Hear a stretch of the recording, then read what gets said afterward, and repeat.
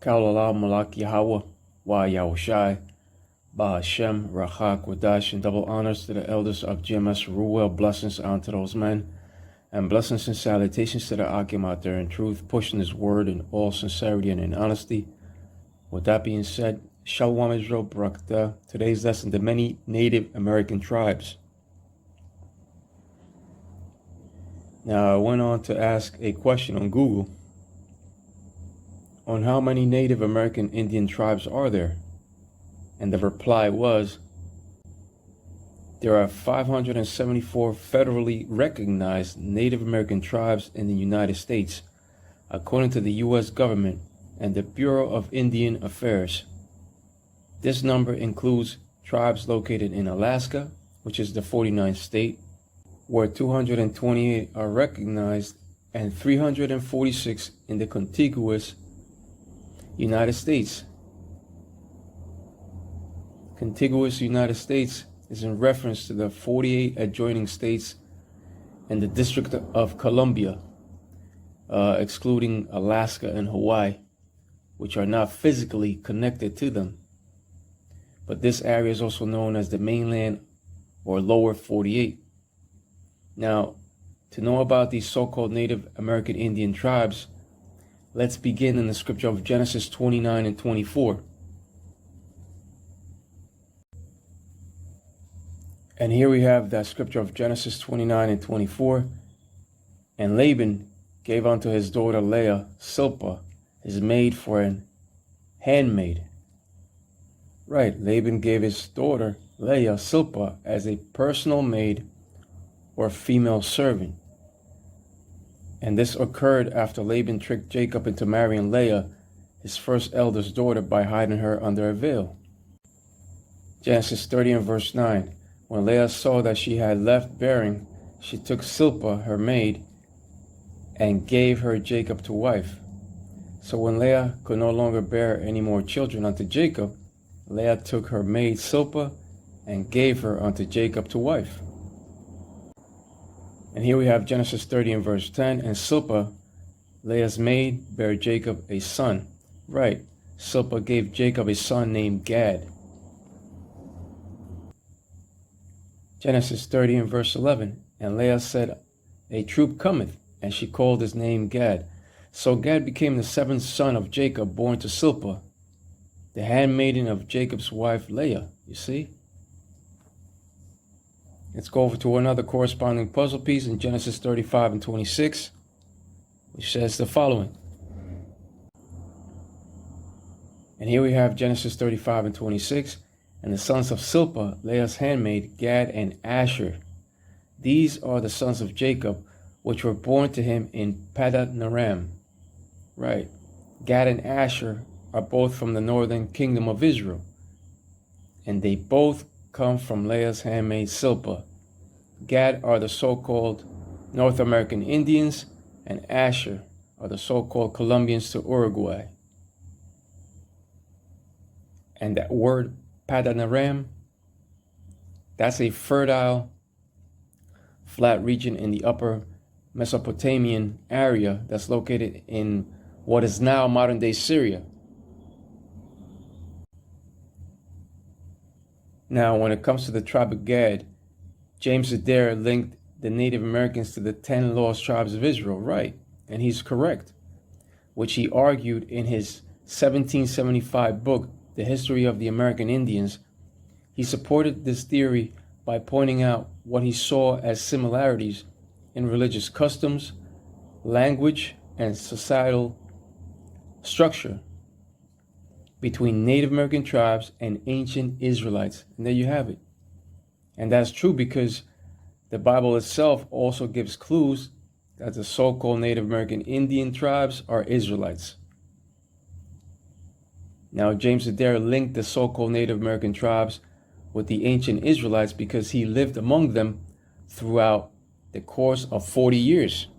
And throughout the course of 40 years, you tend to know somebody. And their customs. Let's go over to Deuteronomy 33 and 20. Deuteronomy 33 and verse 20. And of Gad he said, Blessed be he that enlargeth Gad. He dwelleth as a lion, and teareth the arm with the crown of the head. Right. The blessing of the enlargement of Gad is the vast lands that was given unto them when the 10 tribes arrived to America on ships from the Atlantic Ocean. The woodlands of the east contain beautiful rivers and lakes, as well as prairie lands in the Midwest, including the Sienna Valley deserts and the Pacific West Coast. And Gad, he dwelleth as a lion, and that is relevant to the facial war paint and markings that the so-called Native American Indians wore. And as lions, they hunted the herds of buffalo with swiftness of that roe deer, You see? So the tearing of the arm, that pertains to the Native American Indians' blood brother alliance. Now, the crown of the head speaks of the feathered headdress or war bonnet worn by the chiefs. Let's prove that with Google's very own AI overview. Right, with their own AI overview, let's prove that. That's why this Google AI overview goes on to say, while war bonnets are not formally known by the alternative name crowns, they are often described as being the equivalent of a regal crown in Native American culture, symbolizing the highest respect, honor, and leadership. And it goes on to say, while the wide flaring shape of some war bonnets may have a commanding appearance similar to a lion's mane, the cultural and spiritual symbolism is tied directly to the esteemed qualities and physical features of the eagle and sometimes the bison in the case of horn bonnets, you see? Because sometimes you see them with horns on the sides. And that's the crown of the head that the scripture of Deuteronomy 33:20 spoke of. And of Gad he said, Blessed be he that enlargeth Gad. He dwelleth as a lion, and teareth the arm with the crown of the head. And that speaks of the Native American Indians of Gad. But let's further prove that in 1 Chronicles 5:18. Here we have 1 Chronicles 5:18. The sons of Reuben and the Gadites and half the tribe of Manasseh, of valiant men, men able to bear buckler and sword and to shoot with bow, and skillful in war, were 40,760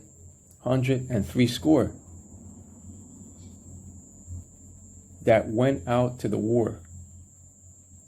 The sons of Reuben are the so-called Seminole Indians. The Gadites are the North American Indians, and half the tribe of Manasseh speaks of the so-called Cubans. These valiant men of these tribes were skillful warriors of war that were able to bear buckler and sword and to shoot with bow. Right, with a bow and arrow. And when it comes to the so-called Native American Indians, they were skillful in war and in weaponry, especially in the tomahawk axe and the bow and arrow. So you see, the scriptures do speak of the so-called Native American Indians. Here we have Deuteronomy 33 and verse 21.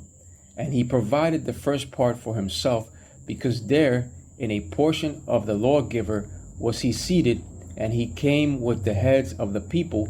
He executed the justice of the Lord, Yahweh, Bahashem, Yahushai, and his judgments with Israel. Right, he provided the first part of himself, meaning that he also took of the land that was given to him in America, because amongst Gad there were leaders that executed the law. Being scouts, they came with the heads of the people and with the rest of the 10 tribes in migrating to America. Gad executed the justice of the Most High, right, the laws and his judgments with Israel. And of all the tribes Out of all the tribes, Gad kept more of the laws, customs, and traditions of Israel. For instance, one of the traditions kept by Gad was the wearing of fringes pursuant to the scripture of Numbers 15 and 38. That's why a picture is worth 1,000 words.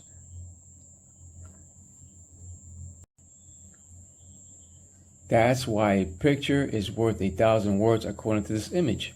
Here we have a documented file doll image in the American Indian Museum that corresponds to the scripture of Numbers 15 and 38.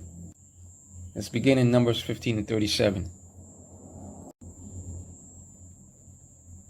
Numbers 15 and 37. And the Lord spake unto Moses, saying, and Moses was a so-called Haitian, but the Lord, Yahweh Bahashem Yahushai, he made Moses marry his wife Zipporah because her father Jethro knew how to run a tribe. And when it comes to Zipporah, that is found in Exodus 2 and 21, Exodus 4 and 25, and Exodus 18 and 2. And Moses was a king, a prophet, and a priest. He was both a king and a prophet, and a statesman, and a leader. And Moses commanded us a law, even the inheritance of the congregation of Jacob, and he was king in Jeshurun, when the heads of the people and the tribes of Israel were gathered together according to the scripture of Deuteronomy 33, 4 and 5. And Moses came back as Esdras and Zerubbabel. And here we have that scripture of Numbers 15 and 38. Speak unto the children of Israel, and bid them that they make them fringes in the borders of their garments throughout their generations, and that they put upon the fringe of the borders a ribbon of blue. Right. And that's exactly what the doll had at the museum. Fringes and a ribbon of blue, showing you that the Native American Indians are Israelites. A picture is worth 1,000 words.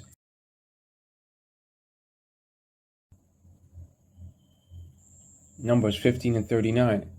And it shall be unto you for a fringe, that ye may look upon it, and remember all the commandments of the Lord, Yahweh Bahashem Yahushai, and do them, and that ye seek not after your own heart and your own eyes, after which ye use to go a whoring. Now, the fringes represents the laws, and the ribbon of blue is a reminder to obey and to not forget the laws. It's a physical reminder unto true Israel, which consists of so-called Negroes, Latinos, and Native American Indians, to obey and remember the Most High's commandments in order to help them lead a holy life and to avoid being led astray by their own desires. And that pertains to you so-called Negroes, Latinos, Tainos, and Native American Indians. You are a true Israel, the people of the Lord, Yahweh Bahashem Yahushai.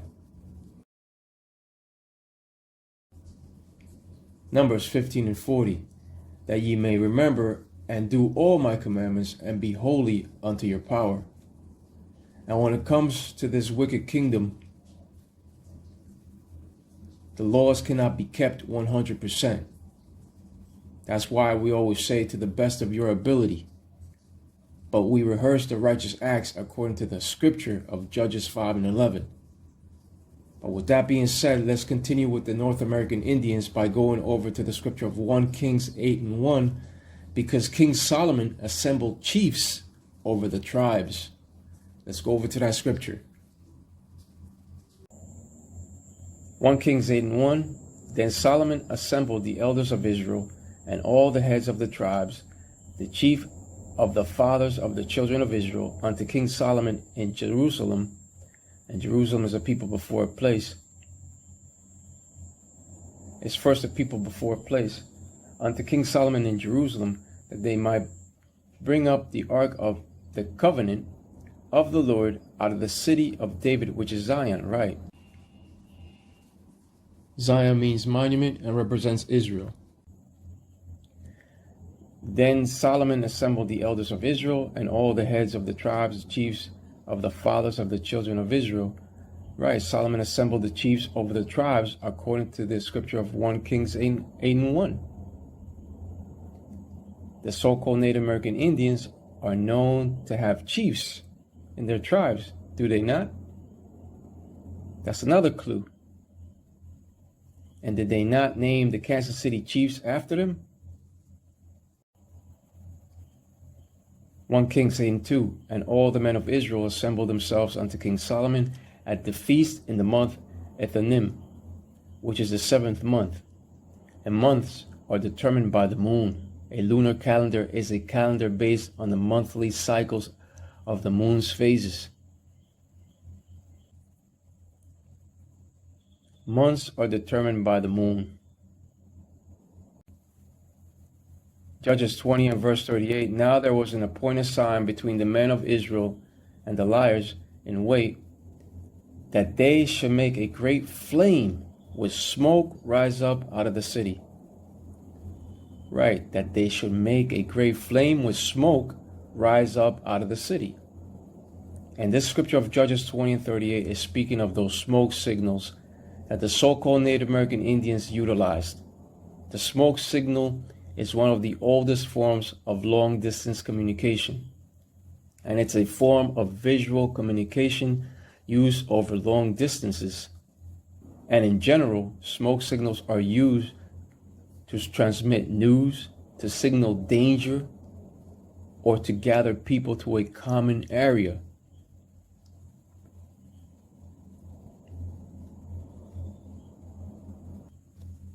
But when it comes to the Native American Indians, those North American Indians, they also made teepees according to the scripture of Exodus 36:19 and 20. But those that do not want you to know this information, they hide it from you. But of all the tribes, Gad kept more of the laws, customs, and traditions of Israel. Here we have another clue, Exodus 36 and 19. And he made a covering for the tent of rams, skins dyed red, and a covering of badger skin above that. You see that? Above that. Right. And this is speaking about a teepee. The Native American Indians were known to make animal skin tents that were also known as teepees today. Exodus 36 and 20. And he made boards for the tabernacle of shittim wood standing up. And teepees are the tabernacles. Those are the tabernacles, the teepees. But when it comes to Exodus 35:25 through 27, they also produce curious woodworks, jewelry, stones, fabrics, and skins of animals. And they were experts at bead making. Here we have Genesis 49 and 19. Gad, a troop shall overcome him, but he shall overcome at the last. Right, the troop that shall overcome him is the U.S. cavalry during the Indian Wars. The definition of the word troop, which is a noun, means a group of soldiers or a cavalry unit corresponding to an infantry company. And the troop that overcame Gad is the troop of Andrew Jackson. And when it comes to Andrew Jackson, he was the 7th president of the United States from 1827 to 1837 and the military governor of Florida. And Andrew Jackson was the go-to guy when it came to the extermination of the Native American Indians. He also signed and authorized the Indian Removal Act in 1830, which drove out the Indians westward and let the U.S. government possess more and more territory. And that's exactly what they did. They possessed a lot of territory. And when they found something of value, as in the case of the Black Hills, they moved them further out. But when it comes to the hopeful elect children of Gad, they shall hearken and devote themselves to the commandments of the Lord Yahweh Ba'Shem Yahushai, to the best of their abilities in these last days. And they are. And the so-called Native American Indians were almost exterminated through warfare due to the Civil War troops of America and by their planned scheme of disease. Right, those blankets of disease. But the tribe of Gad shall overcome at the last, when the Most High raises up the North American Indians in the European American downfall. But they also furnish a table for that troop. That's found upon the scripture of Isaiah 65 and 11. Isaiah 65 and 11. But ye are they that forsake the Lord, Yahweh Bashem Yashai, that forget my holy mountain, that prepare a table for that troop, and that furnish the drink offering unto that number. Right, and this speaks of Thanksgiving Day. Prepare a table for that troop, meaning the Thanksgiving Day table. The turkey is a symbol which represents the death of our so-called Native American brothers and sisters. But when it comes to all these scriptures, they show you that they are speaking about the North American Indians. And when it comes to the North American Indians, they are of the 12 tribes of Israel. There are 574 federally recognized Native American tribes in the United States, according to the U.S. government and the Bureau of Indian Affairs. But with that being said, Kal Alam Malak Yahweh, Wa Yahushai, Bahashem, Rachak, Wadash, and double honors to the elders of GMS Ruel, blessings unto those men, and blessings and salutations to the Akim out there in truth, pushing his word in all sincerity and in honesty. With that being said, Shalom Israel, Barakatah. Shalom.